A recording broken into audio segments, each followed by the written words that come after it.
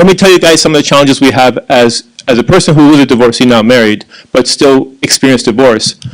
As most of you guys have heard some of the statistics, but some of them you may not know, that the divorce rate here in the United States is about 50%, like non-Muslim. Muslims are not that far off, by the way.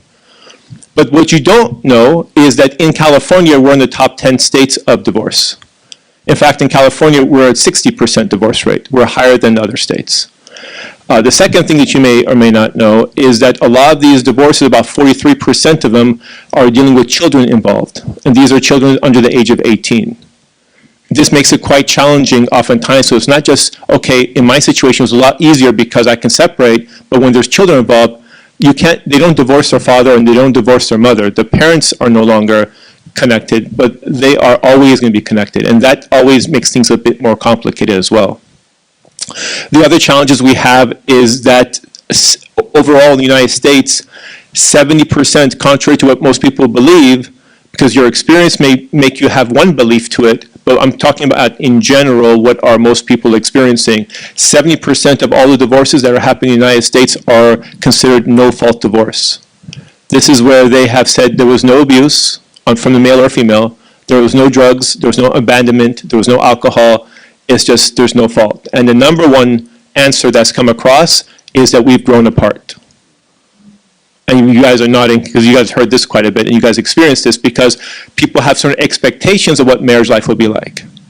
And let me tell you where some of these expectations have been now put on steroids in our generation now that they didn't have in just one generation ago when I was looking to get married. This phone, when people wake up, this is the first thing that most of us check. This is what we do when we get bored. This is what we do when we stand in line. This is what we do all the time. If you're in class, if you're at work, wherever the situation is, you're swiping, swiping, swiping, swiping. As you're swiping, you are seeing things. And sometimes our brains are not thinking while we're seeing things because when kids used to watch television, our parents used to say, oh, that's not real life. And you can separate the two. Oh, those are actors. And sometimes when you're a kid, you can't separate it. Things are so scary for you because it feels like it's so real.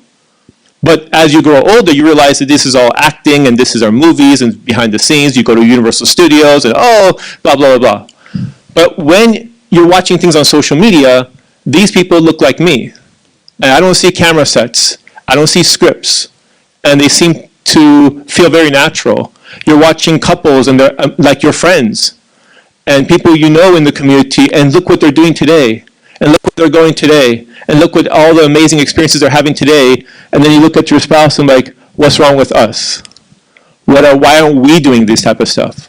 So now people constantly comparing themselves to other people, wondering why is their experience so different than mine?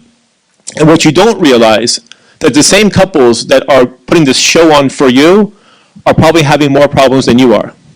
But they only show the best parts online. They only show you the parts that they're not fighting.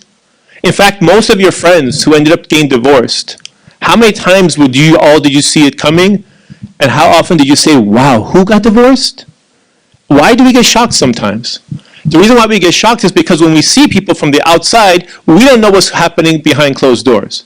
We don't know this guy who's like so charming, everyone in the community loves him, how he treats his wife. You have no idea. She knows. Maybe even her kids know. But you don't know this person. You don't know her. You don't know him. They know each other. So when they get divorced, it didn't just say, okay, overnight they're going to get divorced. It's happened and just built up and built up and built up. And now we see it all happen. And we get shocked. And the reason we get shocked is because we don't see the negative side. And we don't see this negative side on social media. And so we don't compare the negative stuff that we experience. We only experience, oh, they're having such amazing positive experiences. I'm not having those, so maybe something's wrong with me. Maybe something's wrong with my marriage. And to let you guys know, and just a reminder for us, alhamdulillah, one beautiful thing we have about Islam is the Prophet ﷺ, and we have his example. And if he's the greatest man to ever walk on this planet, and he has the highest level of Jannah guaranteed for him, and he has experience of challenges with his own wife and wives. At one point, he said, I'm going to leave everyone for like 30 days. And this is the greatest man to ever walk on this planet. That tells us that this different relationships that Allah subhanahu wa ta'ala has put for us the differences between males and differences between females, and you put them together, and that's friction or sometimes conflict that can happen, that is natural. That if you guys are arguing with your husband or your wife, it is normal. It's like almost expecting to move to an area and having no bad weather ever. Even the most tropical, most beautiful vacation spots, they have tornadoes sometimes come, hurricanes sometimes come. And at the time of the hurricane, it feels like this is the worst experience ever. This weather is not going to stop. It's going to happen, it's going to go on and go on and go on. But the wiser people, they know that this is just temporary. That no matter how bad this feels right now, the weather cannot just keep raining forever.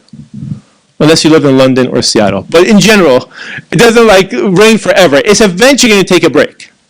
So if we make a decision about let's move when it's like going through a thunderstorm, maybe we should just, okay, hold on a little bit, wait till the thunderstorm clears out, then make a decision when we are like cooler heads prevail, inshallah.